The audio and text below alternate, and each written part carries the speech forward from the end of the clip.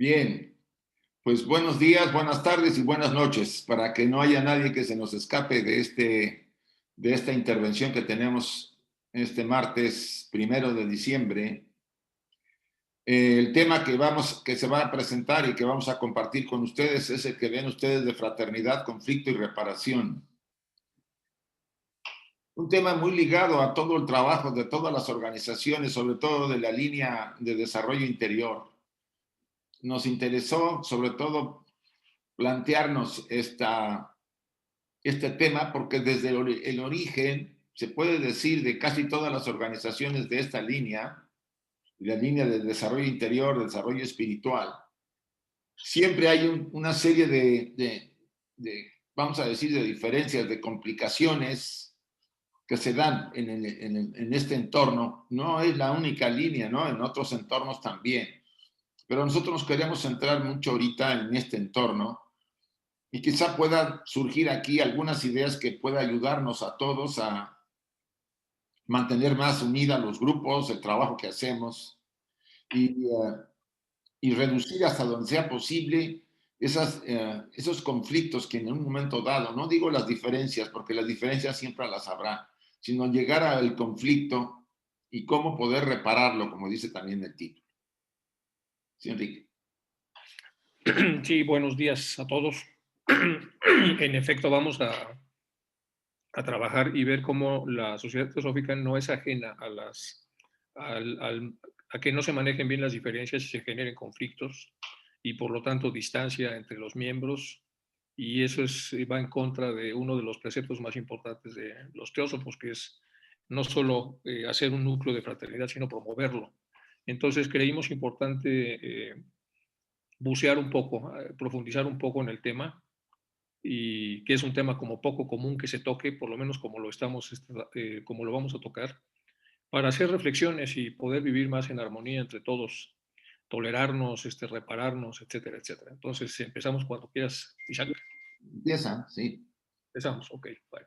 Conflicto, vamos a empezar por el conflicto porque hay tres cosas de las que vamos a hablar. Y aquí hay empezamos con un diagrama. Tenemos en el color rojo el conflicto y en el otro color lo que sería el no conflicto. Y cosas que ya conocemos dentro de la enseñanza teosófica, tenemos aquí al kama, la mente inferior, el deseo de objetos ansiados y difíciles. En las organizaciones, cuando no hay objetos que codiciar, pues nadie codicia nada y son organizaciones que funcionan mejor, pero cuando empieza a haber objetos codiciables, entonces empiezan los problemas.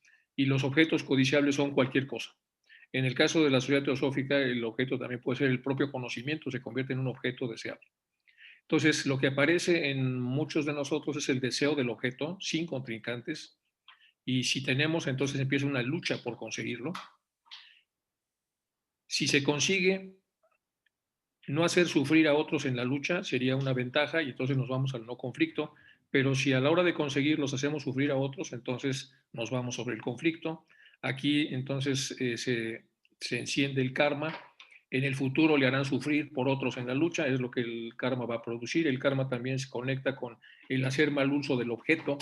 Es no solo conseguir el objeto mal, sino que ahora hago un mal uso del objeto, porque lo utilizo de una manera más egoísta.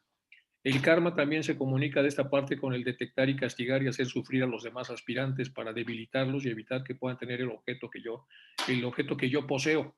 Entonces, en esta lucha por conseguirlo se empiezan a encender un montón de luces. Después de hacer sufrir a otros en la lucha, vamos hacia abajo. Puede ser que lo consiga sin hacer sufrir a nadie y que lo utilice bien. El deseo y el objeto difícil no lucha por conseguirlo, se reprime la energía y hay una enfermedad psicosomática. Aquí hay un problema también de orden profundo, porque la persona que quiere el objeto y que no lo obtiene porque se reprime a sí misma, entonces va a generar una enfermedad psicosomática. Entonces la solución no es reprimirse, la solución es evitar el deseo. Entonces, el que no lucha por conseguirlo sin necesidad de reprimirse, es decir, que no lucha por conseguirlo porque ha vencido al deseo, entonces no se retiene la energía y estamos otra vez en el no conflicto. Vamos de este lado. Entonces, hacer sufrir a otros, consigue el objeto deseado, no consolida su posición de fuerza, es atacado por otro aspirante que ha visto su debilidad con lo cual entonces se genera nuevamente sufrimiento, o puede ser que sí consolide su posición de fuerza para retener este objeto, y también podría ser un mal uso de este objeto que ha retenido, hace un buen uso del objeto y genera dharma, o se desprende del objeto cuando llega el momento de hacerlo, y finalmente o no se desprende del objeto. Entonces todos los cuadros rojos, ya cuando tengan ustedes la copia de esto, son las cosas que nos llevan al conflicto, y todos los cuadros color mostaza son los que no nos llevan al conflicto, y luego tenemos algunos cuadros neutros. Esto es más o menos el, una síntesis de qué es lo que pasa con el tema de los conflictos. ¿Quieres comentar alguna cosa, Isaac? Sí. Bueno, si nos damos cuenta, todo parte de nuestras estructuras personales, ¿no? Como ya se mencionó acá, son estructuras formadas por aspectos materiales, aspectos pasionales, mentales y superiores o espirituales. O sea, eh, usando la terminología teosófica, un aspecto personalidad o cuaternario inferior y un aspecto superior divino o triada superior divina. El conflicto está en donde normalmente la personalidad, con sus trasfondos psicológicos y vamos a decir, sus experiencias, los elementos que trae, las tendencias que tiene, producen una especie de filtro ante la realidad que se está observando en el mundo.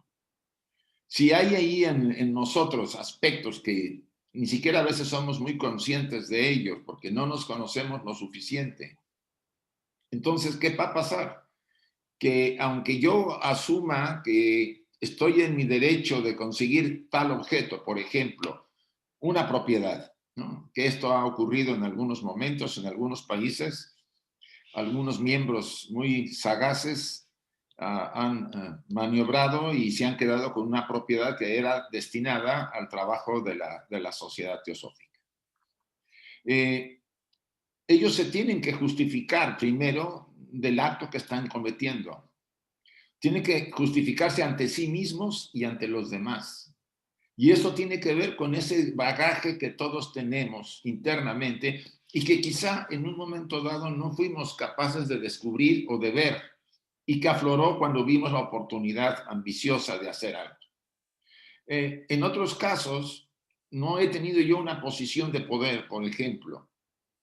Llego a tener una posición, un nombramiento en la estructura donde yo me desenvuelvo, porque esto no solamente le puede pasar a la enseñanza, a la sociedad teosófica, le puede pasar a los rosacruces, a los cabalistas, a todo movimiento o organización que tiene seres humanos. Y ahí está el tema, no es la organización, es el ser humano.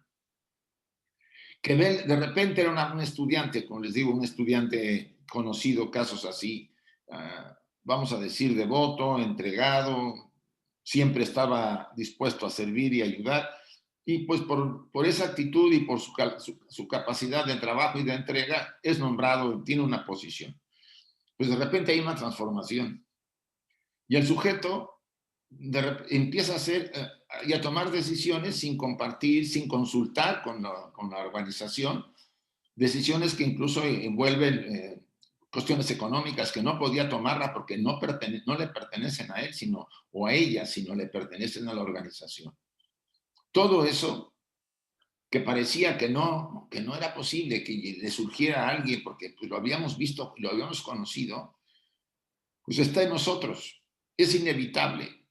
Y mientras no nos conozcamos como tanto insiste la enseñanza, nosotros no vamos a descubrir esos elementos en nuestra estructura. Vamos a asumir que somos santos, que somos muy buenos, que ya porque estudiamos y porque conocemos la enseñanza y porque más o menos llevo una vida tratando de equilibrarme, ya la hice. Obvio, a esperar una experiencia a veces de este tipo. Digamos, no una prueba, pero sí una experiencia donde aflore o pueda aflorar ese aspecto que no se ha mostrado porque no se han dado las condiciones. Entonces, en este recuadro que ha hecho Enrique, en este diagrama, pues se ven las posibilidades, porque como él dice, no solamente es conocimiento, son propiedades, es dinero, es incluso actitud, ¿no? Que la gente no hace lo que yo pienso que deben hacer, o sea, es imposición, control, etcétera, etcétera. Y aunque nosotros hablamos de libertad de pensamiento y hay una declaración muy importante, en un momento dado tenemos situaciones, como en toda organización, que afloran conflictos. ¿Por qué? Porque hay diferencias, disidencias desde el punto de vista de el uso de alguna cosa, y eso no sería problema, siempre y cuando no llegáramos a la separación vamos a decir, al alejamiento entre los miembros porque no se consiguió, no se pudo hacer lo que se quería. ¿Sí? Pasamos a la que sigue. Bueno, es el diagrama más conocido de conflicto, se llama conflicto doble atracción-evitación. Es el conflicto típico que tenemos los seres humanos a lo largo de nuestra encarnación. Tenemos que elegir entre dos decisiones, pero en cada decisión hay una ganancia y hay una pérdida simultáneamente. Entonces tenemos que aprender a ganar lo que se gana y a perder lo que se cede. Y el dilema cuando se manipula es cuando nosotros hacemos mucho mayor el tema de la conveniencia y menor el tema de la no conveniencia dentro de una decisión. Y esto puede engañarnos. Entonces las consecuencias, una vez que tomamos una decisión porque hemos alterado visualmente la ganancia, es que al enterarnos de que esto no era tan grande como pensábamos, vamos a sentir decepción, conflicto con el manipulador, desánimo, enojo, y eso al final nos va a llevar a un conflicto de grupo. Entonces, en la toma de decisiones es muy importante que nosotros guardemos un poco la compostura y entendamos que en cada decisión positiva va a haber necesariamente una contraparte negativa. El ejemplo que ponían los psicólogos norteamericanos de finales del siglo XIX era un ejemplo un poco bobo, pero sirve muy bien para explicar esto.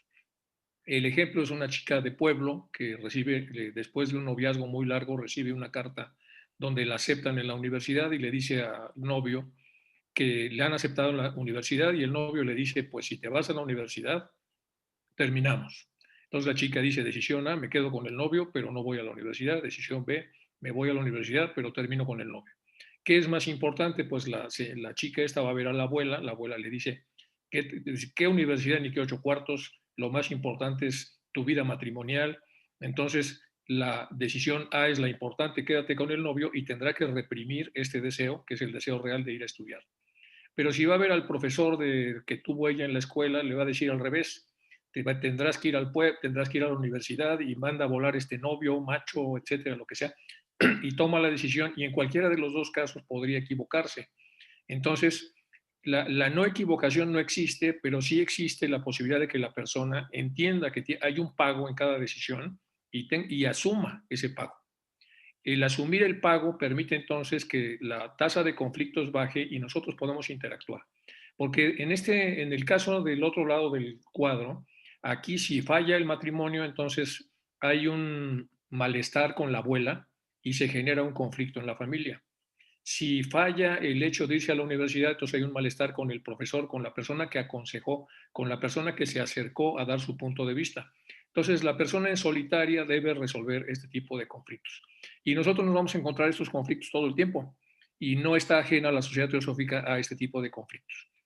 Cuando observamos que un miembro hace algo que nosotros suponemos que no es correcto, entonces tomamos la decisión de decirle, pero probablemente se incomode, o mejor no le digo, entonces no se incomoda, pero veo que él persiste en ese comportamiento que yo creo que es incorrecto. Si entro o no entro al debate, entonces este tema de los dilemas es muy importante en la producción de conflictos, y va a ser muy importante a lo largo de la presentación que una vez que se generan los conflictos, ahora cómo los reparamos para volver a quedar otra vez en el estatus en el que podamos otra vez vivir un poco de fraternidad. Isaac. Sí, ese tema, lo del dilema inicial es muy importante, porque si yo me abstengo de no entrar, porque hay una mala interpretación sobre lo que es el concepto de fraternidad, ¿sí? Me parece que eso deberíamos analizarlo bien. Yo no dejo de ser fraternal si en un momento dado le pido a alguien que está haciendo algunas cosas que van contra el espíritu del grupo, del trabajo que hacemos, por supuesto con cierta posición, que lo reflexione y que se dé cuenta que está generando un conflicto en el grupo. Yo puedo decir, bueno, no quiero problemas, no quiero entrar a la discusión, yo soy muy fraternal y no abro la boca. ¿Qué va a pasar? Como ha pasado y como sigue ocurriendo, la persona asume que tiene derecho a expresarse de esa forma y que no importa que esté generando conflictos entre el grupo y con el grupo. Es cierto, aquí podríamos hablar mucho de lo que una vez yo he puesto a veces de ejemplo que Ouspensky dijo en una ocasión, ¿no? O más bien fue Gurdjieff, ¿no? Que tenía ahí una situación conflictiva y el grupo quería expulsar a ese sujeto que les generaba conflicto. Ese sujeto acabó por irse a otro lugar porque tenía que trabajar en otra ciudad. Y Gurdjieff fue a buscarlo y le dijo que volviera porque necesitaba que él de alguna manera ayudara a que el grupo progresara. De alguna forma, el personaje que venía, que actuaba de una manera determinada, generaba en que los demás se percataran de cosas que no se percataban normalmente. Por eso puede ser también complejo el tema de reducir al mínimo a alguien, decirle, mira, pues, que para mí lo peor es decirle, mira, si no estás a gusto, si no puedes estar en el grupo de acuerdo a, pues, a las reglas, normas o lo que fuere, pues no te queremos en el grupo.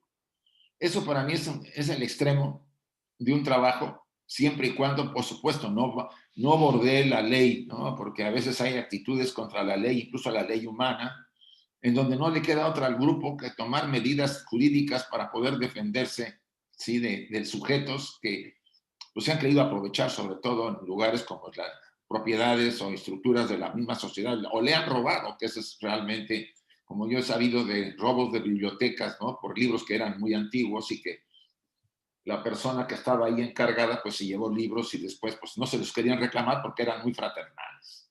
No, tiene lo suyo. Ahora, yo no hablo con la persona, mantengo esa situación. Bien, esa situación va a ir produciendo probablemente divisiones, separaciones entre el grupo, se va a fracturar. Y la persona puede ser que no le importe, o si se da cuenta, pues tampoco le importa porque dice que debe prevalecer su opinión, que eso es muy común. ¿Sí? Hay una posición egoísta muy fuerte cuando nos damos cuenta que nosotros estamos generando situaciones que dividen y fragmentan los grupos. ¿Sí? Recuerdan las palabras de uno de los maestros, creo que del maestro M, que decía que el grupo es la reunión de varias almas en que debe haber una cierta armonía, y no significa que todos sean iguales, no, sino que hay un equilibrio armónico en las ramas o en los grupos para que las condiciones de estudio y de inspiración sean más fuertes, ¿no? Esto pues tiene sus bemoles, sobre todo en nuestras diferencias como seres humanos, las tendencias que tenemos. Y por supuesto el dilema de manipular es muy fácil, muy habilitado, ¿no? Porque utilizaremos estrategias para conseguir lo que queremos a como dé lugar, ¿sí? Entonces, reflexionar sobre esto es básico. Realmente, ¿cuál es el espíritu, digámoslo así, cuál fue el inicio de nuestra intención para empezar al trabajo de la sociedad teosófica? ¿Qué nos inspiró a acercarnos? Recordar esa inspiración, esa emoción poderosa que venía probablemente de Buddhi, relacionada con la mente, con manas, que nos hizo acercarnos y buscar. Sería válido que volviéramos a reflexionar cuál fue el espíritu que me acercó y no la situación que estoy creando o que he creado con mi actitud, tratando de alguna forma de imponer mi posición a costa de dividir o fracturar a todos los miembros. ¿Sí? ¿Sí, Enrique? Sí, aquí el antídoto sobre la evaluación es el discernimiento, nos lo da la propia teosofía. Entonces, a través de un buen discernimiento sabemos qué es lo más relevante para tomar la decisión. Y una vez presentado un conflicto, aunque sea menor, la herramienta es tolerancia. Pero bueno, ya veremos eso un poco más adelante. ¿Qué pasa con la separatividad? Aquí es uno de los problemas que va a generar conflictos. Nos produce enajenados y detentadores. Un enajenado, como ya comentaba Isaac, es una persona que permite ser gobernado por una conciencia a la que considera más poderosa o simplemente que no quiere meterse en problemas. Entonces uno se enajena porque cede su punto de vista a otro para no tener problemas o para llevar la vida en paz, que eso sería pues convertir en un eufemismo prácticamente a lo que es la fraternidad, que ya lo comentó Isaac en la parte pasada. El otro, el que toma a la fuerza y domina, la conciencia se llama detentador. Tomar a la fuerza, el enajenado se deja tomar y entonces empezamos a ser manejados como si fuéramos títeres, es decir, utilizamos una racionalidad que no es la propia. Y en el caso de los grupos de estudio de escuelas serias, otra vez llámese Rosacruces, Teósofos, etcétera, si nosotros empezamos a seguir un patrón de conocimiento que ya no es el patrón original, empezamos a estar entonces como títeres sobre una forma de conocimiento que ya se alteró, porque no supimos en un momento determinado empezar a debatir sanamente para tratar de regresar al foco inicial, a lo que nos envió, a lo que nos metió en el grupo para poder estudiarlo y tratar de ser mejores seres humanos. Es un poco lo que ya había comentado Isaac, solo que aquí con los nombres técnicos de lo que es el enajenado y el detentador. Isaac. Sí, lo del enajenado no es nada sorpresivo, ¿eh? Yo ahorita estoy preparando algo del material para estudio que entra de cosmogénesis, de la doctrina secreta. Vamos a iniciar de nuevo el primer tomo. Y me estoy leyendo a la condesa Westminster, que es recomendable por Joy Mills para dar un bosquejo a los que van a estudiar, quizá algunos por primera vez, y lo estoy preparando. Y por supuesto, ustedes no saben, cuando lean el material, los que asistan a este nuevo estudio para, yo creo que a finales de enero o principios de febrero ya estamos con la cosmogénesis, no saben lo difícil, lo complejo que Madame Blavatsky pasó durante el periodo de cómo escribió la doctrina secreta. El bombardeo de incluso de amigos y de los que no se atrevían y de los que aparentaron ser amigos, etcétera, etcétera. O sea, hubo una serie de situaciones, yo no he visto más, ella lo achacaba mucho al tema de haber hecho muchos fenómenos, ¿sí? Y que estaba pagando el karma por haber hecho fenómenos utilizados por ella, lo explica, para poder atraer al principio a la gente en una época en que era muy difícil la atención de la gente hacia la enseñanza. Aunque el espiritismo estaba muy fuerte, poco a poco ella fue desviando todo hacia la enseñanza teosófica. Entonces, si partimos de eso, hubo momentos en que uno de los fundadores no intervino por no tener problemas. Es lo que de alguna forma después hay en la historia y se le recrimina de alguna manera por uno de los instructores, ¿no? Porque no intervino para defenderla, porque pensó que si intervenía, sí iba a ser más grande el problema. Al contrario. Entonces, todo ese tipo de elementos, y Enrique bien lo remarca, si no tenemos discernimiento, vamos a caer en ese juego. O por ser demasiado fraternales y no poder abrir la boca para no generar un conflicto. Miren, nosotros tenemos la tendencia en general de no entrar a los conflictos desde niños. No sé si se acuerdan ustedes cuando éramos pequeños, que cuando veníamos de la escuela y habíamos tenido un problema, nuestros padres nos decían, si hay un problema, tú no te metas, tú te vas. Algunos no, algunos decían, tú enfréntalo y peléate y golpéate y lo que fuera, ¿no? Defiéndete, ¿no? Más bien, no peléate, defiéndete. Pero la mayoría era que nos haciéramos a un lado. Ahí nos condicionamos de alguna manera, ya de mayores, a no entrar en los conflictos porque nos generan, nos alteran. Hay algo que nos ha condicionado a no entrar al conflicto. Y al contrario, en otros casos, no, al contrario, todo lo contrario, entramos al conflicto y producimos más conflicto. Entonces, es necesario que la analicemos, pero sobre todo la aplicación del discernimiento es básico. Sí, Rick. Bueno, vamos a entrar ya en el detalle, cosas que nos llevan a tomar conflictos. Bueno, vamos a leer primero la parte de arriba. Dice, el espíritu individual que reside en el interior de cada hombre es una chispa o partícula, por decirlo así, del espíritu universal, siendo ambos idénticos en esencia. Bueno, esta es una imagen de lo que sería esto. Debido a esta unidad de origen y esencia, todos los seres humanos somos esencialmente idénticos entre sí. Bueno, pues aquí estamos todos en la parte en la que somos idénticos en cuanto a la chispa.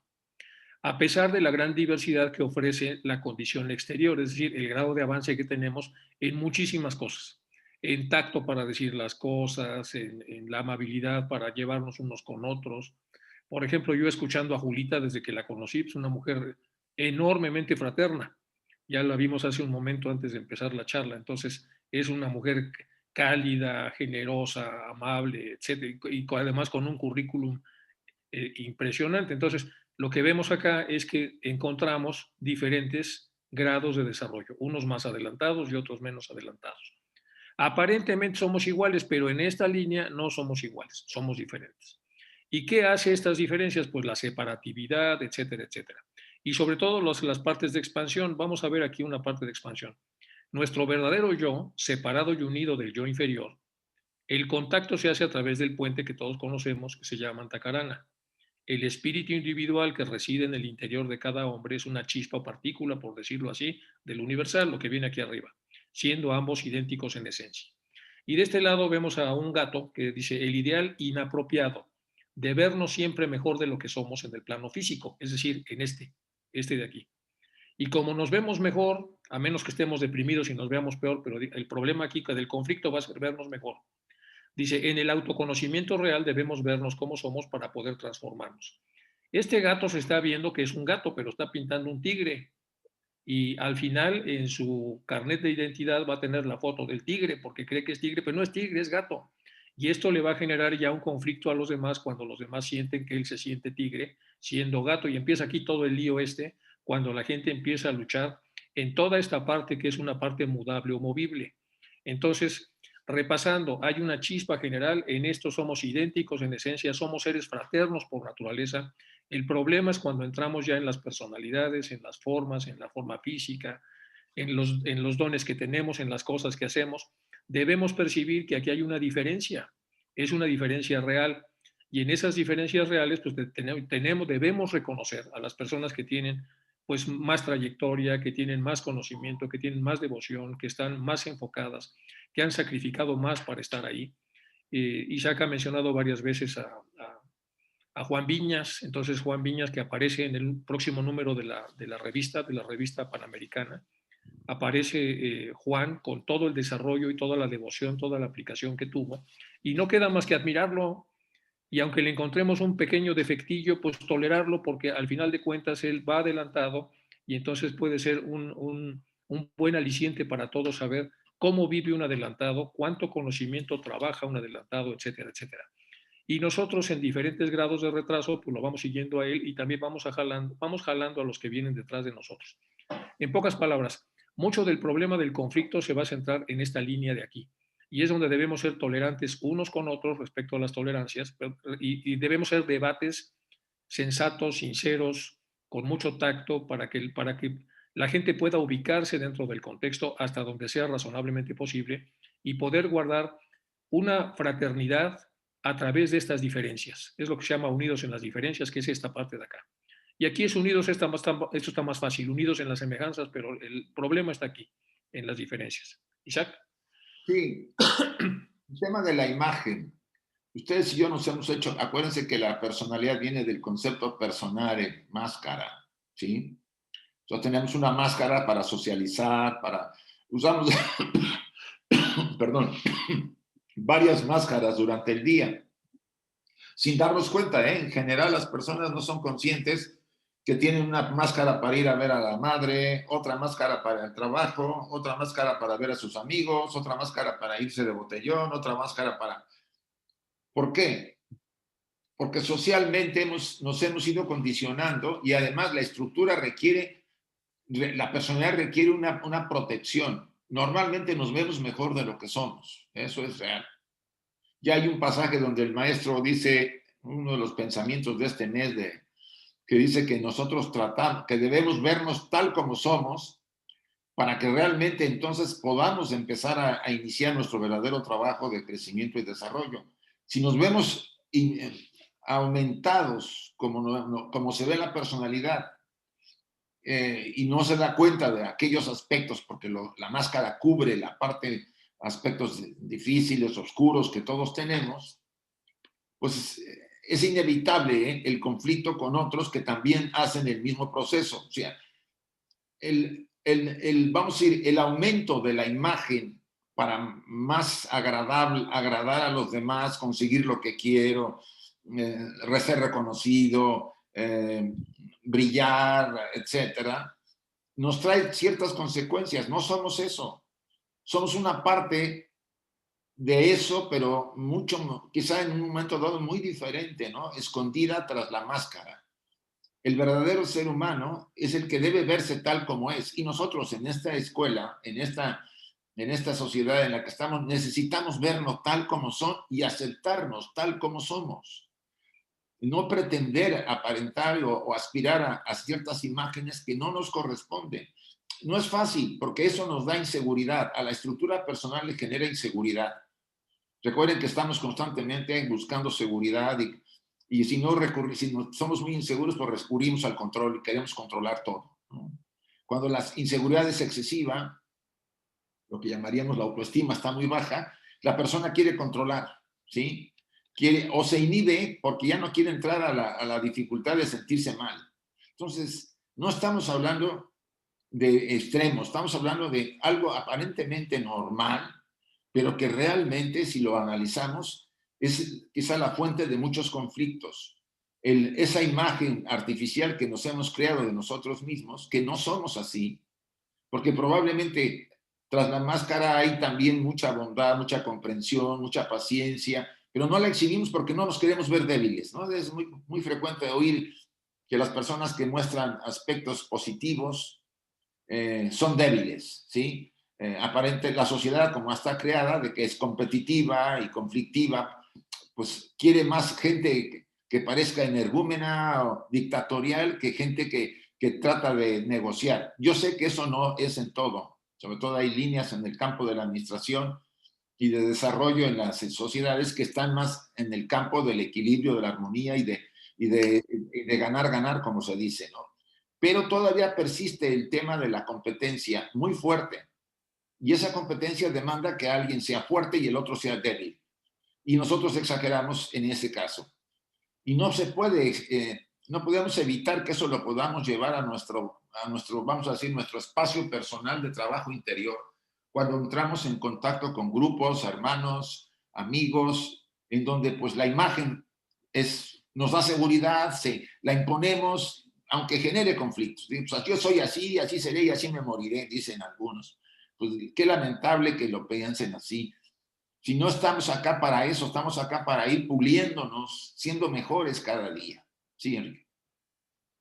Bueno, sí, es el problema de no vernos y de sí ver en los demás lo que nosotros pensamos que ellos hacen para verse mejor de lo que son, con muchos problemas, porque si aquí el cuadrito este color mostaza siente que está en este nivel de acá y empieza a pelear a lo mejor por conducir a un grupo y lo conduce sin tener la suficiente madurez, todos somos engañados porque este nos ha vendido la imagen de tigre. Bueno, ya vieron que aquí se generan conflictos.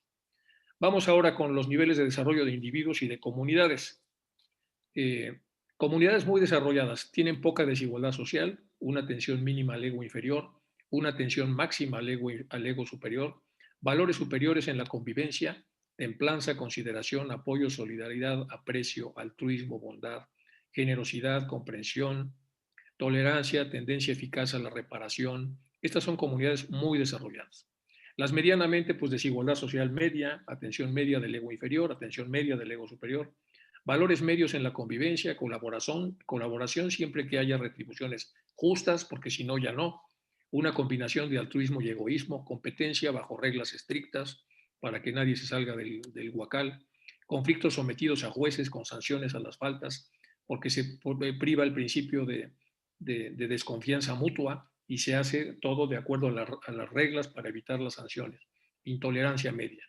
Las poco desarrolladas, pues enorme desigualdad social, atención máxima al ego inferior, atención mínima al superior, valores inferiores en la convivencia, egoísmo, conflictos frecuentes, despojos, ignominias, apegos, insultos, abusos, competencia feroz, deseos, pasiones desenfrenadas, violencia, crueldad, engaños, manipulaciones.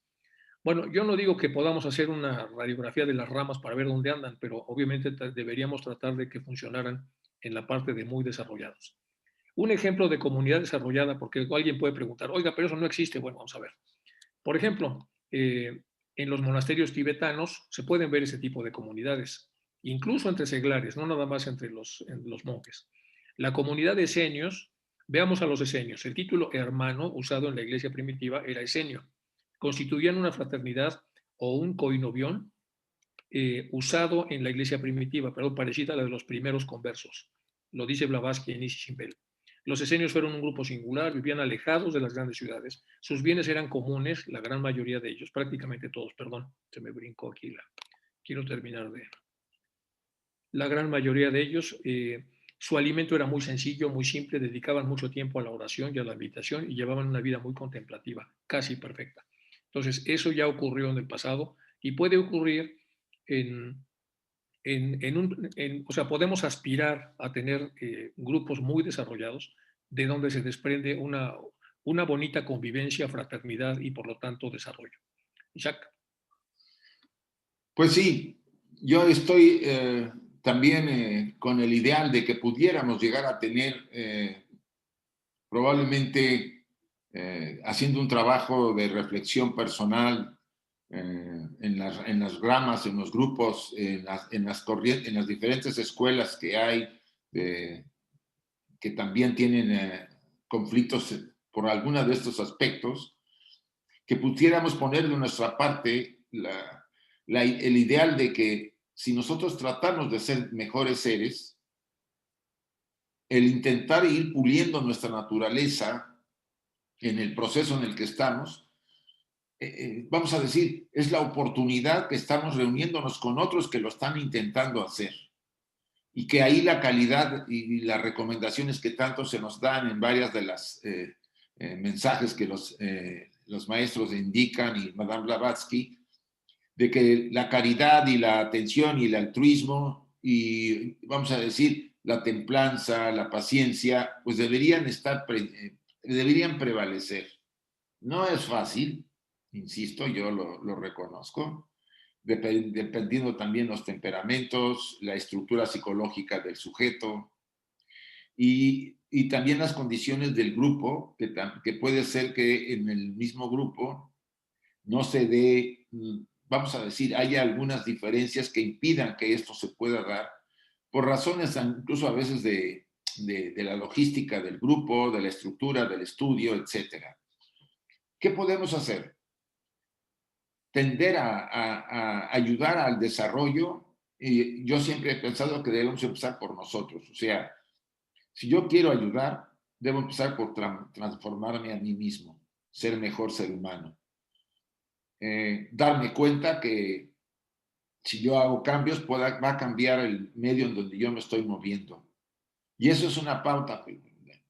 Krishnamurti insiste mucho en eso y lo insiste en otras enseñanzas, ¿no? Primero cambie usted y después ayudará a que los demás se cambien, porque prevalece también el ejemplo o la conexión que tenemos con todo el grupo.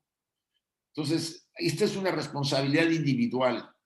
Si yo en la rama en la que estoy, en el grupo, en la sociedad, Rosacruces, cabalistas, Subut o cualquier otra de las escuelas serias, quiero yo hacer que el ambiente, vamos a decir, la vibración, el magnetismo del grupo esté en una tónica muy positiva para recibir más bendiciones y más inspiración.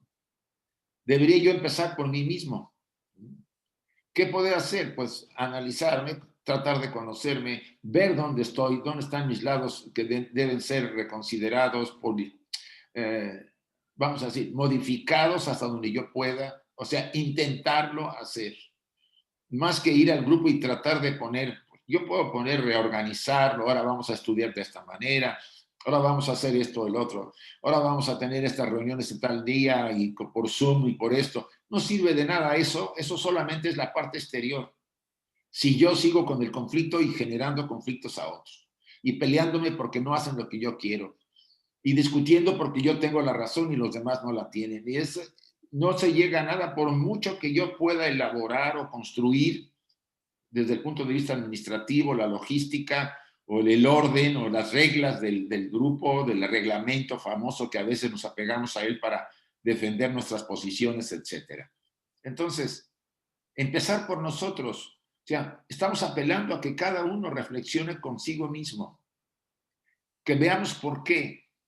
Bueno, yo les digo una cosa, una de las cosas que ayudan mucho, yo creo que a veces es la edad, no sé, yo era más peleonero cuando era joven, cuando fui secretario general de la Sociedad Teosófica, pues entraba yo más a defender a la sociedad, así, ahora sí como a capa y espada. A mí no me importaba las consecuencias si alguien la estaba atacando, la estaba afectando, eh, le estaba dando, estaba haciéndole algún mal. Pero ahora lo veo de otra forma. Probablemente la experiencia, probablemente los años han hecho que trates de buscar otras posibilidades, más que entrar a la ruptura, al conflicto, bueno, también dependerá las situaciones, ¿no? Como las que se presentaron cuando yo fui secretario, ¿no? Entonces, mi punto de vista es que uno debe empezar por uno mismo, más que tratar de convencer a los demás, es decir, yo tengo una responsabilidad, yo me uní a la Sociedad Teosófica por los elevados ideales que profesa, que nos enseña el estudio tan profundo, el ejemplo que hay tras de ellos de los próceres que la fundaron, por los maestros, puedo tener toda esa inspiración y decidir hacer, aunque fuere difícil al principio, vamos a decir, limitando esos aspectos que generan esa poca convivencia, porque yo entro en conflicto fácilmente. ¿Sí? Siempre me ha dicho a mí, cuando yo estudiaba, me decía, si te peleas con uno, pues no pasa nada, es problema de él, puede ser. Si te peleas con el otro que está junto a él, ya deberías pensarlo, pero si te peleas con un tercero, eres tú el problema, no son ellos, ¿no? Entonces, analizar hasta dónde es posible la transformación personal. ¿Sí, Enrique? Bien, vamos con la que sigue. Esta vamos a verla, bueno, movimiento, evolución, suma de conflictos, soluciones, aprendizajes, encarnaciones. Al final de cuentas, pues estamos aquí nada más temporalmente, nos vamos, regresamos a veces en las condiciones de los seres a los que hemos hecho sufrir. Entonces no podemos quedarnos con la fotografía nada más del presente porque en realidad esta es una película que continúa. Este es un ejemplo de Gautama el Buda, dice, el más perfecto de los mortales que el mundo haya visto jamás, pero ninguno de ellos parece sospechar siquiera el significado esotérico que hay en el fondo de su biografía prenatal, esto es en la significación de la historia popular. Entonces, en el Lalita Visara se hace relato de ella, pero se abstiene de insinuar la verdad, los 5000 jactas, etcétera, etcétera. Vamos un poco más abajo aquí donde dice, el Buda fue abriéndose camino hacia arriba, evolución, a través de cada grado de transmigración necesaria por la ley de evolución, desde el más ínfimo ato animado e inanimado y desde el insecto hasta la criatura más elevada. O sea, el hombre encierra simplemente tan conocido aforismo oculto, de la piedra se convierte en planta, etcétera, etcétera. Lo que tratamos de poner acá es que al final todos vamos caminando hacia arriba, unos más rápido, otros más lento, unos estamos más adelantados, otros estamos más atrasados. Generamos núcleos de fraternidad o de conflicto y en esos núcleos los más adelantados tienen más responsabilidad porque deben observar con cierta precaución que los que están atrás son ellos mismos antes y los animales somos nosotros mismos antes. Y las plantas son antes incluso de que fuéramos animales y lo mismo pasa con los minerales y con toda la unidad de vida. El efecto de la fraternidad con toda la unidad de vida es como vernos a nosotros mismos en el pasado. Y ver a los seres superiores como el Buda es vernos a nosotros en el futuro. Y de esa manera entonces tenemos una percepción mucho más larga de lo que realmente somos. Y eso nos puede desanimar a andarnos peleando por tonterías cuando estamos en el proceso de encarnación, por lo menos en el aquí y en el ahora. Isaac. Sí. Bien, bueno, en realidad la problemática del proceso, como ya lo he estado diciendo, ¿no? Se centra en nosotros, en cada uno de nosotros. No es tan simple en un momento dado, a veces superar, por ejemplo, la ira, ¿no? Ahorita que es muy frecuente encontrar en la sociedad por la situación que se está viviendo. Muchas personas están muy iracundas, muy molestas por las condiciones en las que se encuentran.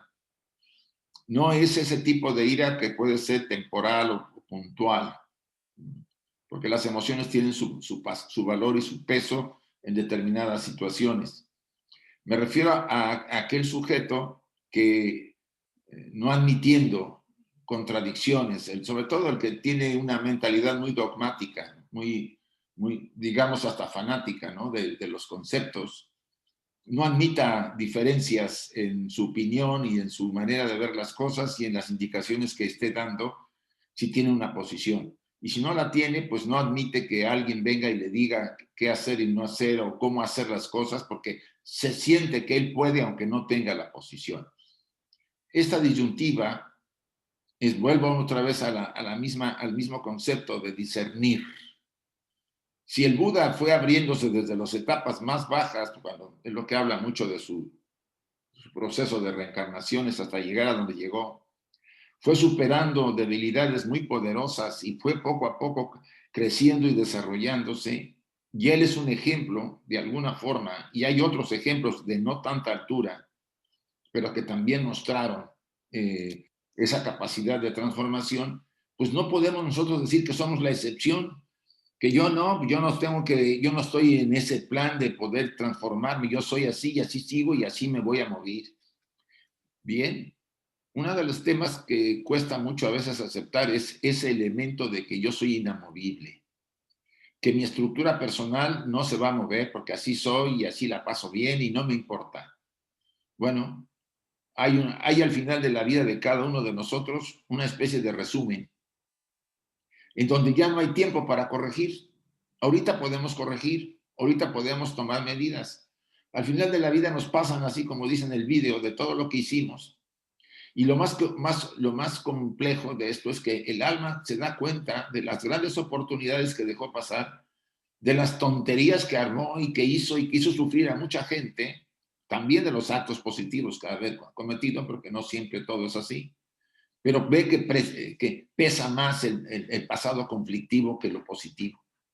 ¿Qué puede hacer en ese momento que está yéndose el alma, el individuo? Nada, se acabó el tiempo, la oportunidad se perdió, tendrá que esperar otra oportunidad, otra vida, y no sería nada quizá tan fácil, quizá en esta siguiente, porque pesó más la parte negativa de su vida que la positiva. Entonces el karma cobrará y quizá cobre de una manera en que lo ponga a él en una posición más baja, en disyuntiva como la tuvo en esta oportunidad.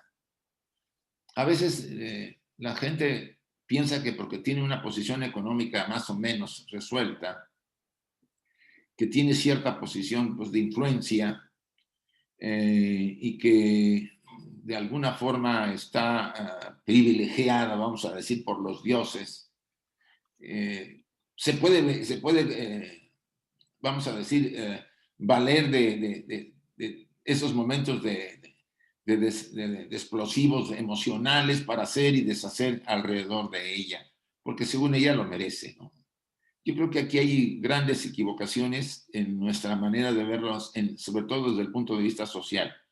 Gianni Besant decía que si tú puedes nacer ahorita como rey, pero en la siguiente puedes nacer como mendigo, ¿no? Entonces no sabemos que esta oportunidad es para crecer y desarrollarnos. A pesar de ser miembros de sociedades como esta, no nos damos cuenta que esta es para aprender, para crecer, y no para quedarnos en nuestro espacio de confort como nos hemos acomodado ya. Y viene la vida y dice, ah, caray, con que te has quedado y tú tenías posibilidades, pues te quito lo que te está quitando, lo que te está distrayendo. Y empezamos a sufrir y a veces decimos y maldecimos por qué nos toca a nosotros eso si no hemos hecho nada. Hemos hecho, pero no queremos verlo. El tema es necesario que lo discernamos. Discernir es la clave. Sí. Bien. Bueno, hay dos yoes en el hombre. El yo superior, el yo inferior, ya lo sabemos. El yo impersonal y el yo personal. El uno es divino, el otro es semi-animal. Entre ambos hay que hacer una gran distinción, dice H.P. Blavatsky en la clave de la teosofía. Entonces tenemos aquí el pensador, que es una estructura descrita por Annie Besant, y aquí tenemos todas las posibilidades del pensador. Aquí están todas completitas. Y luego hay un puente que conocemos, que es el famoso Antakarana, entre la mente inferior y la mente superior. Y luego la mente inferior está pegada aquí a cama y esta es toda la parte mortal y esta es la parte inmortal, la parte de arriba. Este es el entorno del desarrollo y estas posibilidades, cuando son decididas, nos van a hacer fraternos, porque solo en el entorno de la fraternidad nosotros podemos espiritualizar a la materia. Y todas estas posibilidades de acá, entonces, son posibilidades que tienen principio y fin y que son de conflicto. Entonces, el entorno del conflicto llega desde esta parte del puente hacia acá y el entorno del no conflicto y del desarrollo viene de esta parte del puente hacia acá. Somos seres potencialmente transmutacionales y todo va a depender de cómo trabajamos con el pensador y de las cosas que elegimos. Y el pensador lo primero que tiene que hacer es discernir, que ya nos lo dice Krishnamurti en su pequeño libro de A los pies del maestro. El aprendizaje del discernimiento es fundamental y el discernidor, el buen discernidor, lo que hace es ver todo esto. Se toma un espacio para ver absolutamente todo esto y discierne de todo esto qué es lo más importante. Por supuesto, lo más importante para el ego inferior son estos, porque le van a dar placer inmediato. Pero lo más importante para la vida trascendente del ser humano es esto. Entonces, después de observarlo con cuidado y después de discernir apropiadamente, toma la decisión de moverse hacia acá. Evidentemente tiene un cuerpo físico al que tiene que atender, pero digamos que mayoritariamente aprovecha las grandes oportunidades que ya comentó Isaac para tomar esas decisiones que son trascendentales y que puedan espiritualizar la mayor cantidad posible de materia en esta encarnación. Isaac. Bueno, aquí está ya más en detalle para que todos lo vean, más o menos cómo funciona nuestra estructura, ¿sí? Los principios que están conformando nuestra naturaleza. Es natural que la parte que es la mortal, la parte de cama y mente inferior, pues es la personalidad, ¿no? Ahí está situada. No voy a decir no la voy a satanizar al grado de que no pueda hacer nada, sí puede hacer mucho. Puede hacer mucho si se abre a la influencia de la mente superior. Por ejemplo, cuando ustedes y yo cometemos un acto negativo y nos viene después una sensación de culpabilidad, eso viene de la mente superior. A la personalidad le importa muy poco la culpabilidad. Ella quiere conseguir satisfacer sus deseos y no le importa, vamos a decirlo así, nada, pero lo que nos hace reflexionar es la sensación de culpables que nos viene de la parte superior y nos hace decir, bueno, creo que se me pasó la mano, a lo mejor le respondí a esta persona de una manera demasiado brusca y creo que le debo dar mis disculpas, disculparme, pedirle perdón porque creo que no merecía que yo tenía razón, pero no de la manera en que se lo dije. Eso es un punto de conflicto constante, la forma en que decimos las cosas a los demás. Porque sin darnos cuenta, y es que ahí falta la atención de la personalidad, descargamos vamos a decir, nuestras frustraciones, nuestras inquietudes y nuestros malestares a través de la palabra. Y lo que puede ser simplemente una frase asertiva la convertimos en un insulto, ¿sí? Por el tono, la forma en que vemos a la persona, la mirada, la risa, todo nos habla de estar sacando ahí una agresividad que la tenemos inconsciente y que no somos muy dados a conocerla fácilmente, porque la personalidad trata de evitarlo, ¿eh? Ella va a utilizar muchas estrategias para que nosotros no seamos conscientes de lo que realmente hay tras la máscara. Parte de ello lo sabe ella. Si ella se da cuenta que nosotros nos hemos percatado de su naturaleza, sabe que está empezando a perder terreno, porque al final va a ser disciplinada. No se trata de destruirla, se trata de disciplinarla, de tenerla ahora sí que bajo nuestro control, para que ella, porque la necesitamos un vehículo en estos planos para poder desarrollarnos y tener experiencias. Y si nosotros la queremos realmente, tarde o temprano la tendríamos que anular, digámoslo así, someterla totalmente. Pero hay que empezar poco a poco con hacer ciertas acciones que aunque ella las quiera, abstenerme. En lugar de ir a pedirle a alguien de una manera soez o gritarle porque me ofendió, porque me hizo algo, decir, ahorita tú te callas y yo voy y le digo que me sentí muy mal cuando me dijo ciertas cosas. O sea, tratar de ir discerniendo y evitando que esos ímpetus de esta fuerza cámica que tenemos animal, pues nos posean, que es lo que más frecuente sucede. No sé si a ustedes no les ha pasado que cuando se enojan, pero están bien enojados, pues empezamos a decir cosas que jamás hubiéramos dicho, nos arrepentimos, después digo, pero ¿cómo dije estas cosas? ¿Sí? ¿Cómo fui capaz de tocar temas que, pues, que sabía que le iban a herir y que no era justo que se los dijera? Pero es que es así, no tenemos control sobre ella, necesitamos trabajarla. No es fácil. Recuerden lo que dijo el Buda y lo dijo después Napoleón. Es más fácil triunfar sobre 100 batallas que sobre la personalidad. Pero hay que empezar alguna vez y la enseñanza teosófica nos ayuda a ir haciendo esa labor de disciplina, de purificación. Si tanto anhelamos recibir inspiración y ayuda de los grandes seres, pues no podemos tener esa oportunidad si no trabajamos nuestra naturaleza animal y personal. Nos vamos a quedar con las ganas. Va a ser una oportunidad perdida si yo ya la tenía. Supóngase que en mi destino tenía esa posibilidad de tener ese acceso, pero la voy a malograr porque mi carácter, mi forma de ser, conflictivo, difícil, que quiere imponerse por egoísmo o ambición, genera mucho problema. Entonces, esos aspectos no son, vamos a decir, no se pueden relacionar con las aspiraciones del ser inmortal en el que está en nosotros. Entonces nos perdemos la oportunidad. O sea, al final perdemos más, perdemos más al imponernos como personalidades que al imponernos como seres inmortales. ¿Ya? Bueno, pues eso es lo mismo, la zona del ego inferior. Aquí está la Hamkara, porque vamos a meter un poco aquí a la Hamkara el sentido de yoidad, porque tiene su sentido. Esta es la zona del ego superior y estas son los diferentes grados de lo que vamos a desarrollar. Vamos a ver, estas son dos que vienen juntas.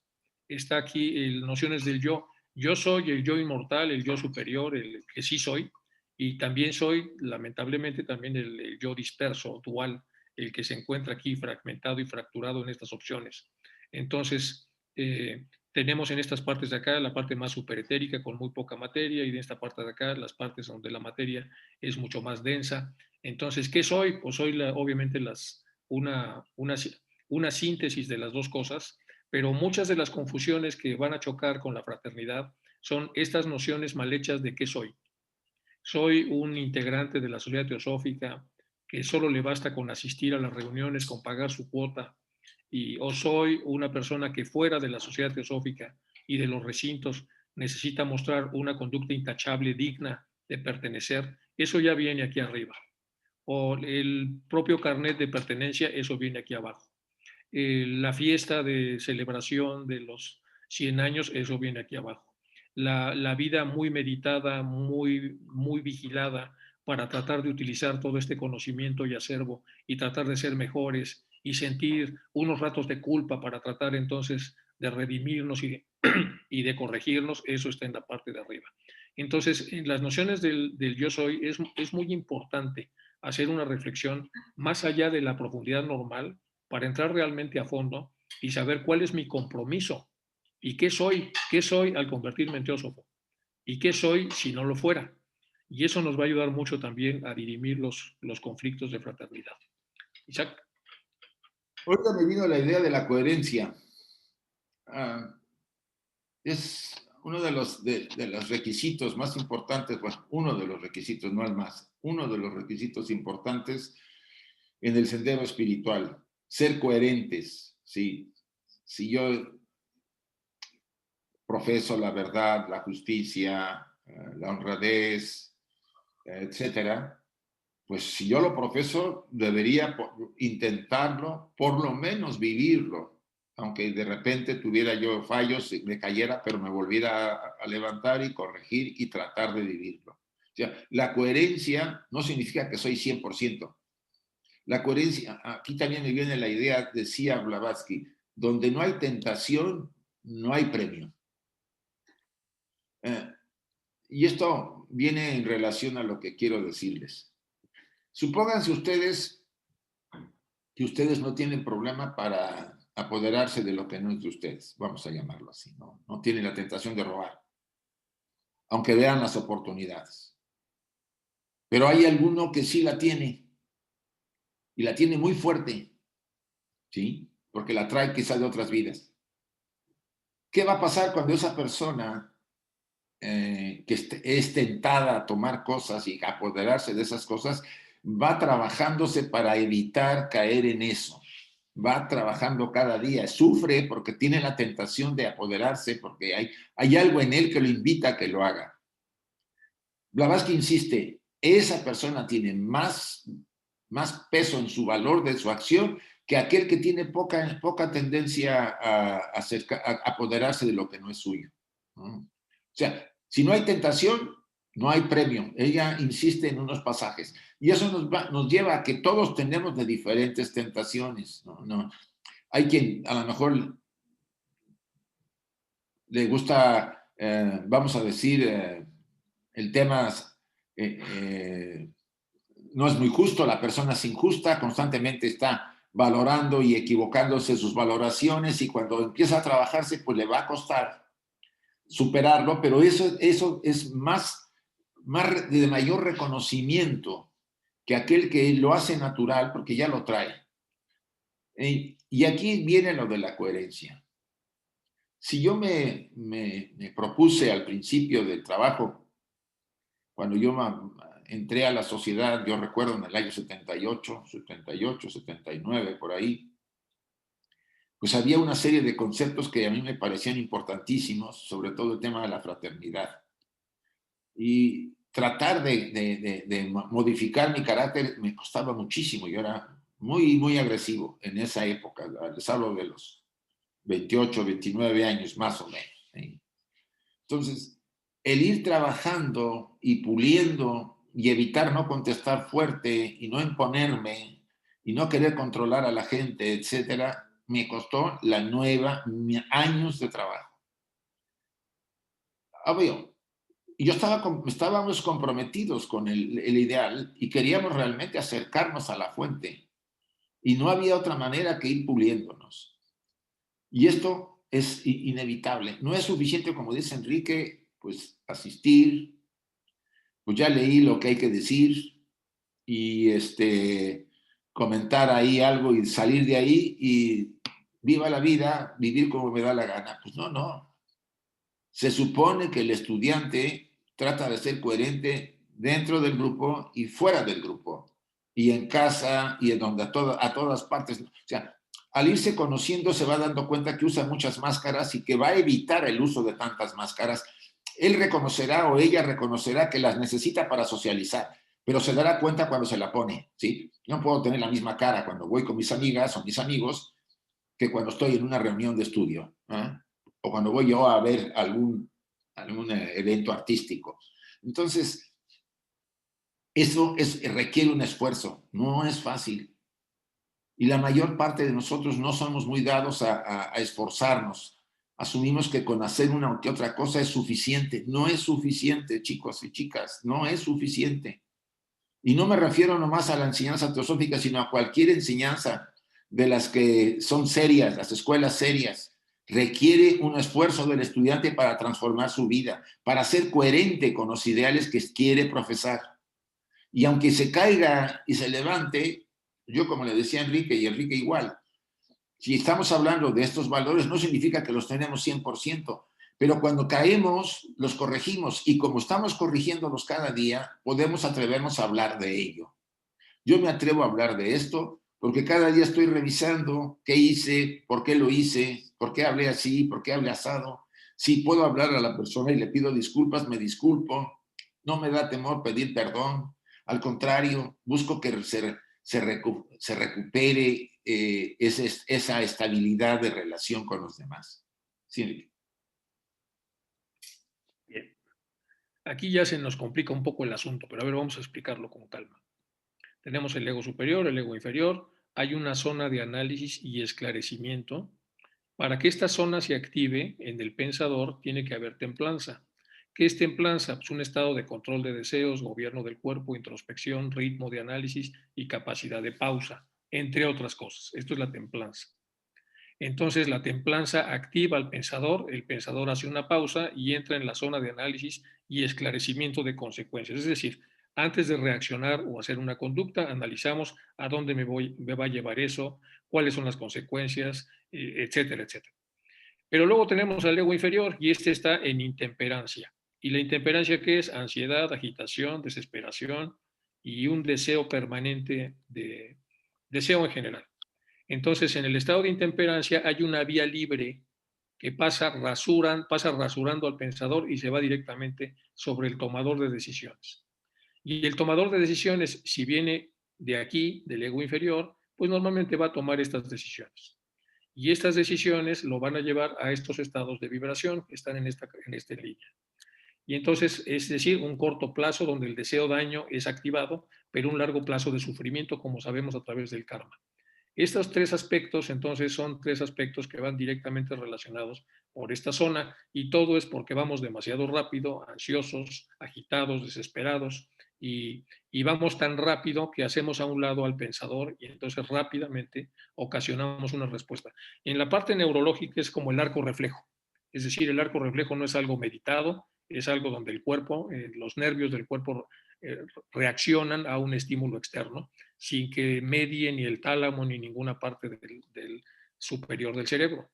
Si nosotros convertimos el arco reflejo en un reflejo meditado, entonces ya interviene el ego superior y entonces podemos entrar aquí a esta zona de análisis. Y en esta zona de análisis lo que hacemos es evitar que el pensador elija estas zonas y se va mejor por estas otras, que nos van a dar entonces concomitantes de la vibración diferentes. Un corto plazo en donde hay sacrificio, como ya comentaba Isaac, para que haya mérito.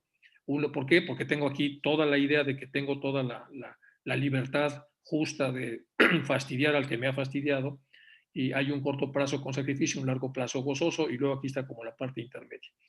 Con este esquema empezamos a ver cómo se vincula lo que hacemos, lo que reaccionamos, los concomitantes de lo que hacemos, lo que pensamos y la importancia de meter a la templanza en el proceso de toma de decisiones y el peligro de no meterla y actuar con intemperancia en la toma de decisiones. Esto es una vida poco meditada o poco reflexionada. Ya lo decían los filósofos antiguos, temo a la persona, al hombre de una sola idea, o temo a la persona que no reflexiona, a una vida no reflexionada. El mismo Confucio también lo comentaba. Y yo creo que estaban hablando de esto, estaban hablando de que uno tiene que hacer una pausa necesaria antes de una reacción, por mucho que sienta uno el derecho a reaccionar en función del ataque que pueda haber recibido, tiene uno que activar esto simplemente porque lo tenemos. Es decir, buscamos lo que ya tenemos, hacemos uso de lo que tenemos, modificamos el aspecto de lo que decidimos y generamos concomitantes mucho más apropiados que los que llegarían a nosotros si no lo utilizamos. Isaac. Vale, esto es mucho más detallado y eso me gusta a mí bastante porque recuerden que nosotros, cada palabra que damos, que decimos, cada pensamiento que tenemos, cada emoción que emitimos y cada acto genera una vibración. Esto ahora va mucho con la ciencia de la física cuántica que está muy metida en el tema de la vibración aunque también ya se hablaba en el hermetismo de las todo vibra, etcétera, etcétera. Nosotros vibramos, tenemos una vibración, una frecuencia. ¿Cómo se alimenta esa frecuencia? Pues por toda la cantidad de decisiones, pensamientos, emociones y acciones que tomamos cada día. ¿Sí? Yo he puesto siempre el ejemplo, imagínense que un día es una vida. ¿Sí? Desde que nos levantamos hasta que vamos a la cama es un día completo, es una vida completa. Nos levantamos, desde ese momento estamos haciendo karma. Cuando el karma significa acción. Entonces, desde que despertamos, eso lo dicen mucho los budistas, desde que usted despierta está generando karma. ¿Sí? Karma que a veces puede ser neutro, sutil o denso. O sea, la vibración puede ser sutil, puede ser media, puede ser densa, ¿sí? Etcétera, etcétera. Y la mañana es la parte, vamos a decir, la mañana es la juventud. Vamos, somos jóvenes, hasta las 11 de la mañana, pues estamos en la juventud todavía. Al mediodía estamos más o menos por ahí de los 40. En la tarde ya bajamos a los 60, por ahí de las 5, de las 6, y en la noche pues ya estamos para irnos para el otro lado. ¿Qué quiere decir esto? que si ustedes hacen una reflexión cada día y se ponen a ver las actividades, por eso Pitágoras tenía tanta razón de reflexionar cada día y repasar lo que hicimos, es para ver la calidad de la, vamos a decir, de la vibración o densidad que estábamos emitiendo en todo el día, repasando cada momento, con quién hablé, qué dije, qué no hice, cómo me sentí, qué pensamientos me vinieron. Todo eso es vibra y va a darme la calidad de la vibración al final del día. Si yo en ese momento muriera, suponiendo que fuera una vida, yo voy a emitir una vibración, la que va a predominar durante todo el día por los actos que llevé a cabo, por los pensamientos, por las palabras, por las acciones. Eso lo pueden trasladar a una vida completa, porque al final es peor, se suma toda la vida que hemos, las cosas que hemos hecho. Entonces al final ya no podemos hacer nada. Lo dice en varios pasajes de Madame Blavatsky y en las cartas de los Mahatmas, ¿sí? El individuo está sometido a las leyes kármicas, ¿sí? Al flujo kármico. Empieza a ver la retrospección de su vida como un video y ve todo lo que hizo, lo que no hizo y lo que no hizo muy bien, todo lo ve. Y al final, porque eso es importante para que el alma se haga consciente y se haga consciente el sujeto, y en el final de la retrospección perdemos el sentido. ¿A dónde vamos? Según la vibración, porque emitimos un sonido, la vibración va en función, el sonido va en función de la vibración que emitimos y somos atraídos a los planos que son compatibles con la vibración que estamos emitiendo. Entonces, si tenemos cierto conocimiento de esto, y ahora cada vez la ciencia, sobre todo un tipo de ciencia más cercana a la enseñanza oculta, está afirmando varias cosas, pues deberíamos estar muy atentos y no jugárnoslas como alguna vez me dijo un médico aquí en Madrid. Pues mira, no estoy muy seguro de que sea así, pero como tampoco tengo condiciones para decirte que no es así, mejor no me la juego y dejo la puerta abierta.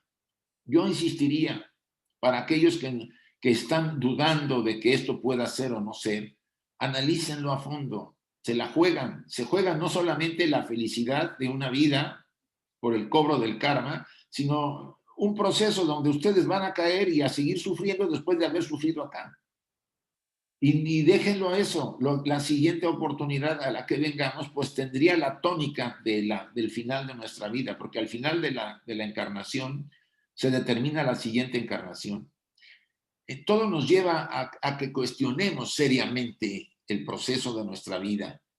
Nos invita, la enseñanza teosófica tiene una profunda sabiduría para poder dirigir nuestras palabras, nuestros actos, pensamientos, emociones a una línea de equilibrio y no dejamos de ser felices, no dejamos de disfrutar, no dejamos de solamente que lo hacemos de forma armónica y sin dañar a nada, ni a las personas, ni a los animales, ni a la naturaleza. Cuidamos mucho eso y si podemos ayudamos. Y todo eso es vibración sutil, elevada. Y lo más favorable de esto es que al final sentiremos la sensación de que hemos cumplido con el haber venido. O sea, la satisfacción, nos vamos de que valió la pena la encarnación y no la otra que a veces se presenta con mucha frecuencia de la frustración porque perdimos oportunidades, porque dejamos ir lo mejor por vamos a decir, los fuegos fatuos que la sociedad nos ha vendido y las distracciones que nos tienen controlados a la gran parte de la sociedad. Sí. Bien. Bueno, vamos a ver aquí están las nociones del ego. Entonces, tanto el sabio como el ignorante consideran al cuerpo como el yo. El ignorante limita el yo al cuerpo, o sea, yo soy mi cuerpo. Para el sabio, el sí mismo brilla en el corazón sin límites, que incluye al cuerpo, pero también al mundo, incluye, es decir, a todas estas capas. Ver a Dios como algo aparte del que mira es solo una imagen mental, puesto que Dios no está separado del que mira. Morar en el equilibrio del sí mismo es la verdadera visión de Dios. Las escrituras declaran, ve al sí mismo, ve a Dios, aunque no es fácil comprender estas ideas. Puesto que el sí mismo es uno no puede ser visto. ¿Cómo puede uno ver a Dios? Solo deviniendo. Esta es la dichosamente racional que como es lineal, pues no puede abarcar todo. entonces deviniendo el alimento para él.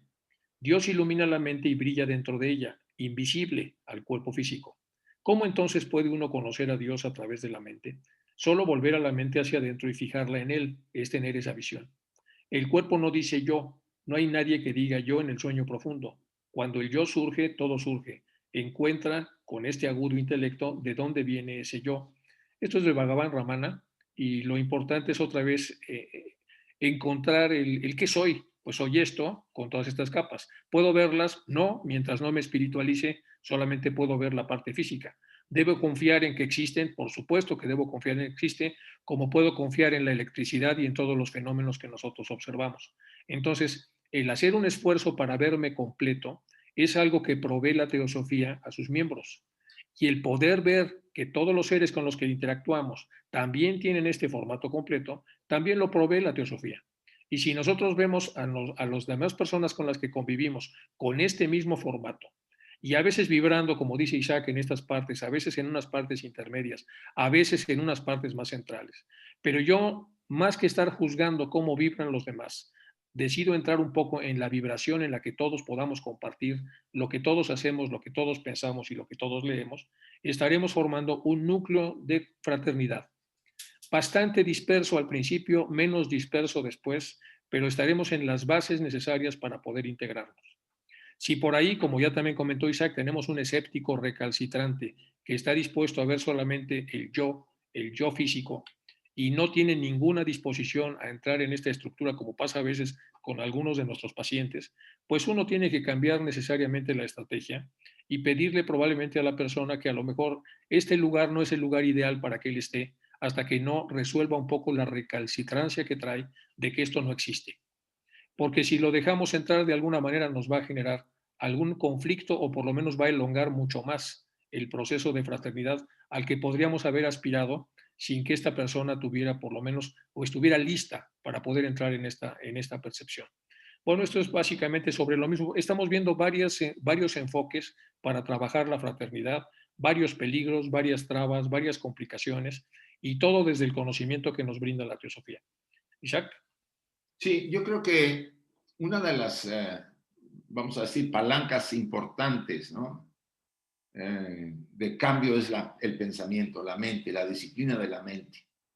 Ya recuerdo y lo repito frecuentemente, como decía el Dalai Lama, vigile sus pensamientos 3 veces al día. O sea, trate de evitar que entren pensamientos densos, mantenga los nobles, los virtuosos o los neutros mínimo, pero no deje que entren pensamientos densos porque le van a generar problemas.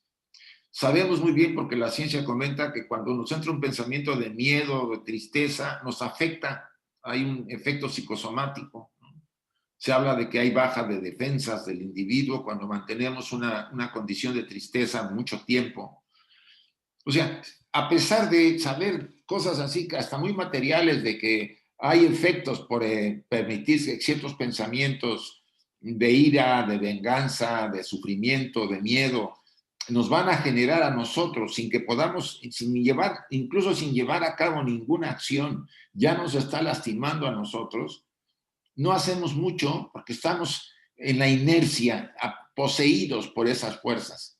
De ahí el trabajo tan importante, por supuesto, de la mente. La mente es la que realmente determina muchísimo de nuestros actos, de nuestras emociones y de nuestras palabras. La disciplina mental es básica. Se trata de que ella esté de alguna manera serena y tranquila. Insisten los Mahatmas. Si no hay una mente serena, tranquila, o un individuo, no podemos nosotros hacerle llegar los efluvios de sabiduría que puede tener derecho a recibir. No hay condición, porque vibramos en forma densa. Es como cuando un lago está sereno y tranquilo y se puede reflejar todo alrededor, a que tiremos una piedra y las ondas disturbian todo el lago. Muy parecido es el ejemplo, la analogía de cuando algo se refleja superior en nosotros, no tiene cabida porque estamos en ebullición mental, digámoslo así, conflictos, envidias, deseos de hacer esto o del otro, deseos insatisfactorios, frustración, mucho miedo, inseguros, etc. En otras palabras, la mente es determinante y deberíamos cuidar, buscar la manera. Bueno, la meditación es una de las grandes herramientas que es recomendable para ir poco a poco serenando. Se puede serenar, ninguna mente es tan fuerte como para que si ustedes meditan diariamente con constancia y trabajan la serenidad de esa mente, poco a poco ella deja de estar en ebullición como la tenemos la mayor parte de nosotros. Hay uno de los puntos que quisiera yo comentar, el compromiso. Enrique mencionó varias cosas, sobre todo de ver a ese Dios interior, porque aquí hablamos del Dios interior. También, porque Dios no solo está dentro, está afuera, está en todo, nos contiene, ¿no? Vamos a decirlo así. Si no hay un compromiso verdadero, no estaremos nunca en acceso a tener contacto con esa parte nuestra sagrada. Hay muchos estudiantes, yo no diría que son unos cuantos, muchos estudiantes que han tenido ciertas experiencias de contacto con algo superior, algo divino en ellos, y que pueden haber sido de diferente tipo, porque según cada estudiante es un camino diferente. Si eso es posible, ¿por qué no poder nosotros tener acceso a alguna ocasión, si no fuera por lo menos alguna vez en la vida, porque nos cambia la vida, a esa puerta que se abre en el corazón de cada uno de nosotros y poder recibir el consejo, la guía, la inspiración de la fuente de la que somos nosotros verdaderamente, no esta estructura temporal? Está ahí, todos tenemos acceso a eso. La enseñanza teosófica nos los dice constantemente, pero ¿qué pasa? Nos falta compromiso. Compromiso de ser mejores seres humanos. La mayoría, insistimos, queremos, pero llevamos una vida, es como una doble vida, ¿no? Aparentamos, pero hacemos de repente una serie de cosas. Está bien, no nadie dijo que iba a ser de golpe todo, pero tenemos que ir rectificando, conociendo que hay cosas que no van en función de la vida que yo quiero tener. Es como si tuviéramos, bueno, no quiero traer el tema de la sombra, pero como si hubiera dos seres en mí. Uno aspira a tocar las estrellas y el otro, como decía San Pablo, decía, está sumergido los pies en el fango, ¿sí? Hay una lucha interior, pero esa lucha es la que nos va a llevar a las estrellas. Sin lucha no hay triunfo, acuérdense, sin tentación no hay triunfo, lo necesitamos. La tentación es la base del triunfo para superar las debilidades que tenemos. Sí, Lili. Bien. Esta es la mente superior, la mente inferior y son diálogos virtuales. El ego superior conversando consigo mismo. ¿Qué hacer para atraer hacia mí a este ser que habito? Nada, nada. Podemos acercarnos, pero es él, el ser, el que debe buscarnos. Pero, ¿y si no lo hace y el tiempo se le agota? Le provocaremos una crisis que le haga cuestionar su mundo físico. Se dice a sí mismo, pero sufrirá, sí, pero es un sufrimiento útil, porque podrá reconsiderar su rumbo para evolucionar y dejar atrás el samsara. La parte intermedia, el ser humano, parte del pensador o mente gravitante, presenciando una conversación entre su ego inferior y superior, en duda esperando tomar una decisión. Y el ego inferior, que aquí aparece abajo, dice, también conversando consigo mismo. ¿Cómo hacemos para evitar que este sujeto que habitamos se aleje de la percepción superior? ¿Qué hace para contactar con lo eterno? Se dice a sí mismo. Pues mira las estrellas en las noches y se siente parte de la totalidad. Ah, pues muy fácil. Pongamos una televisión, luz eléctrica, centros de diversión nocturnos, programas atractivos, emocionantes. No podrá resistirse y seguramente irá hacia abajo. Isaac. Sí, bueno, esto es lo que ocurre con frecuencia y es el pan de cada día de la mayor parte de nosotros, la distracción. Es uno de los grandes males. De eso hemos hablado bastante y ya lo menciona en el pasaje bíblico cuando el Maestro Jesús está orando a su Padre, que le pide a sus apóstoles que guarden vigilia, ¿no? Pero lo primero que hacen los apóstoles es dormirse. 3 veces les tiene que llamar la atención. Ya la última dice, ya no, hagan lo que ustedes quieran, ya no hay problema. ¿Qué es dormirse? Es un sinónimo de distraernos, estar distraídos, demasiado distraídos en un mundo que ahora ofrece muchísimas distracciones, demasiadas, yo lo siento. Ya también he citado lo de Pérsifo, ¿no? Que también él cae dormido cuando ve el Santo Grial y tarda vidas en volver a recuperar la oportunidad. O sea, si estamos ahorita en este plano, en el plano físico, y somos humanos, tenemos la gran oportunidad de dar pasos firmes en nuestro proceso, no perder la oportunidad. Todo esto queda como guardado para la siguiente oportunidad. Si decimos, ay, no, mira, mejor a mí me dijo una vez, no, ahorita voy bien, mejor la siguiente encarnación me dedico a esto, ahorita no me interesa. Bueno, tenía todo su derecho a pensar así esta persona, pero se estaba perdiendo una gran oportunidad y como le pasó a Percival, tardó vidas porque estuvo junto al grial y no contestó porque se quedó dormido. Entonces, el quedarnos dormido ahora está muy relacionado con la distracción que hay ahora de todos sabores y colores para todos. Uno, como dice Enrique, la televisión tiene ese objetivo, ¿no? Nos obsesiona. Ahora también el móvil también actúa, el celular actúan también como distractores muy fuertes. No digo que no sean útiles, no digo que la televisión no lo sea desde el punto de vista de distracción, pero si sabemos graduarla. El móvil o el celular nos sirve para comunicarnos y es muy buena herramienta, pero nosotros hemos perdido la brújula y caemos poseídos por este instrumento, por este medio. En otras palabras, está en nosotros que podamos tomar una posición de mayor equilibrio y de mayor salud interior para nuestro proceso y crecimiento. Incluso aunque no fuéramos estudiantes de teosofía o de ninguna escuela, un ser más noble y más equilibrado sería una solución porque podríamos vivir la felicidad que tanto anhelamos y que no la encontramos. Porque la felicidad no está en el exterior, no está en las cosas ni en las personas, está dentro de nosotros. Ahí está en ese espacio que está donde está el corazón sagrado de cada uno de nosotros. Ahí podemos acceder a esa felicidad y no buscándola afuera con objetos y posesiones, etcétera.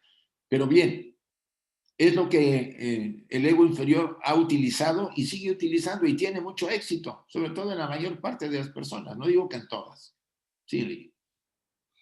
Sí, hay que conocer en cada ser humano cuáles son las estrategias del ego inferior para mantenernos en esta distracción. Por eso este es un ejemplo nada más de algunas cosas de las que hace. Esto es lo mismo, la misma que habíamos pasado, pero con estos dos diálogos, del diálogo de la parte inferior. Entonces me voy a pasar directo a esta, que es en el plano físico. Dos partículas no pueden ocupar el mismo espacio-tiempo simultáneamente. Cuando una partícula desea el espacio-tiempo de otra, lucha para obtenerla, genera un conflicto que terminará con la derrota del que ocupa el espacio y la victoria o la conciliación. Solo día, solo noche, día y noche, o sea, cómo nos mostramos en este proceso de transformación. Tenemos aquí el conflicto, el equilibrio y la transformación. Aquí tenemos la primera vida.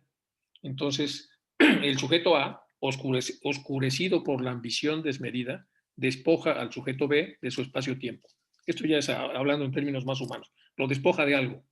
B, derrotado, expoliado, dañado, sufre, 90%. Este sufrimiento ocasiona daños colaterales. Él se retrasa en sus acciones benéficas. Por lo tanto, el karma no es del 90%, es del 350%, porque el karma, al derrotar a B, ha evitado que B haga todo el bien que tenía planificado. En la siguiente vida, A renace en circunstancias limitadas en donde hay pocas oportunidades por el karma. C es un nuevo actor que busca perjudicar a A, que no estaba en la vida anterior, pero ahora aparece e irrumpe en la siguiente vida. Y este C lo que quiere es despojar a A hasta conseguir despojarlo de su espacio-tiempo. A vive en carne propia el despojo y sufre 90% más 350. En la tercera vida, A renace en un lugar más equilibrado, donde vuelven a haber opciones de despojo. A un pacífico letra D, porque B ya no existe. Surge el deseo de despojarlo, pero una vez una voz interior le pide reflexionar, el deseo es menos intenso que fue en la vida 1 y decide conciliar, pedir algo, cambiar algo para tener una copropiedad del espacio que reclama sin dejar despojado a D. Este proceso de aprendizaje que lleva varias vidas es sintetizado en este proceso de transformación. Tenemos 4 actores, tenemos a B, que es el despojado, B entonces demora mucho del bien que iba a hacer, A entonces le cae el karma, que no es un karma directo e idéntico, sino que tiene un porcentaje superior por todas las opciones que B deja de hacer, vive en carne propia el proceso de despojo y en una siguiente serie de vidas A vuelve a renacer en las mismas condiciones, vuelve a tener la misma tentación de despojar al sujeto D, pero ya la voz interior y el equilibrio, es decir, el contacto a través de la templanza con la zona de reconsideración es mucho mayor y entonces se abstiene de un despojo a mansalva y lo que decide es conciliar, pedir y en su caso compartir parte de lo que él desea o en su caso renunciar al pleito para poder despojar a de lo que legítimamente le corresponde. Este es un proceso el proceso de cómo las encarnaciones y las vidas en sucesión de alguna manera nos van ayudando. El sujeto de la vida A es muy poco fraterno y el sujeto después de vivir varias vidas, en la vida 3 que en realidad son varias vidas posteriormente, ya es un sujeto mucho más fraterno, porque utiliza las estructuras interiores que lo llevan al yo superior y puede producir espacios en donde a través de la conciliación pueda generar grupos en donde pueda ver a los demás como amigos y no como personas a las que puede despojar de cosas. Isaac, esto es una síntesis, obviamente, es una síntesis muy simple del proceso. Ya también comenté algo de esto lo que es la vibración o las reacciones que llevamos cuando vivimos de una manera determinada. Y esto no es, yo al menos lo he vivido en carne propia en el pasado y puedo atestiguar de que esta fórmula que tú acabas de poner acá, en el sentido de, ya no de una vida a otra, sino de una etapa de mi vida a otra, pues ya lo vives y te da, es como lecciones que la vida te da. Mira, Isaac, tú no puedes abusar ni manipular a la gente, ¿no? En mi caso. Y por eso vas a tener que vivir una experiencia en donde te van a manipular y van a abusar de ti. Y por supuesto, después de pasar por eso, pude reflexionar y darme cuenta de lo que hice. Porque incluso después de eso, uno tiene la conciencia o hay algo en nosotros que nos dice, ya ves, esto tú lo sembraste y ahora lo estás recogiendo. O sea, podemos trabajar en esta vida mucho de nuestro proceso de crecimiento y desarrollo sin necesidad de pasar por largos procesos, ¿sí? Y la enseñanza teosófica nos ayuda a dar pasos firmes y adelantarnos, vamos a decirlo así, al proceso. Normalmente la vida nos va empujando lentamente con la ley kármica, ¿sí? A todos.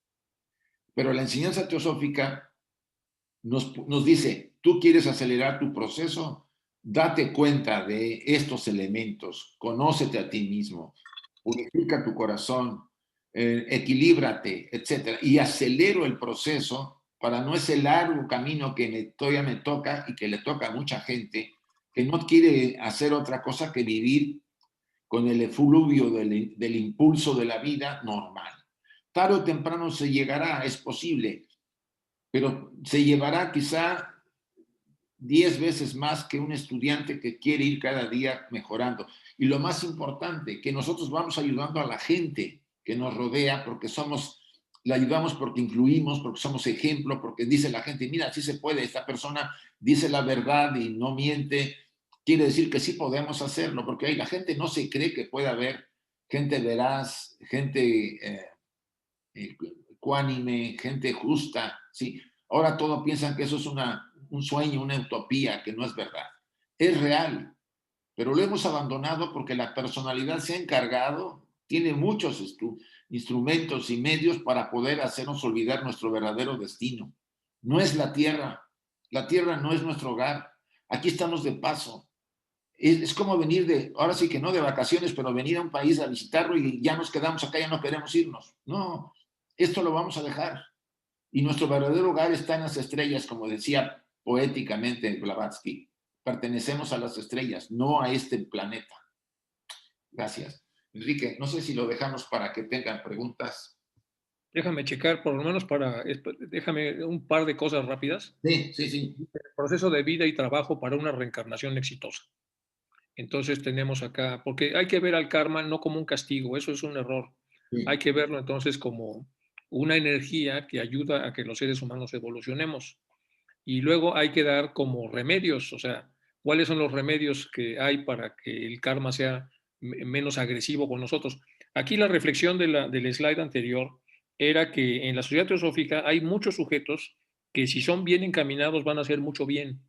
Por lo tanto, dañarlos, complicarlos, retrotraerlos, hacerles de alguna manera desanimarlos, va a tener un impacto en el karma en donde vamos a multiplicar por 350, por 700 o por 1000 las penurias que vamos a pasar Es decir, cuando nosotros afectamos a un bodhisattva o a una persona que va a hacer mucho bien, el karma no es idéntico al mal que hemos producido. El karma incluye todo lo que la persona va a dejar de hacer simplemente porque la desanimamos o porque la coartamos de las posibilidades de desarrollo.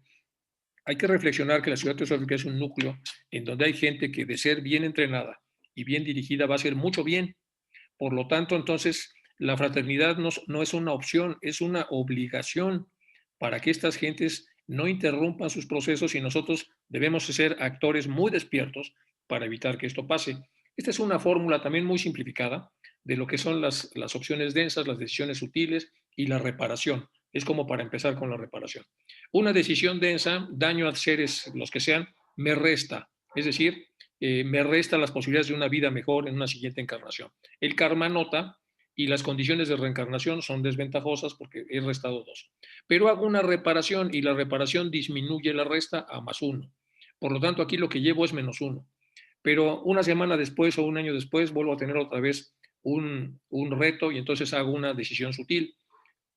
Consigo dar servicio a varios seres humanos. Con eso tengo un +2. El karma nota y hay condiciones de reencarnación favorables. Unos meses después, decisión densa, daño a seres -2, pero aquí no hay reparación.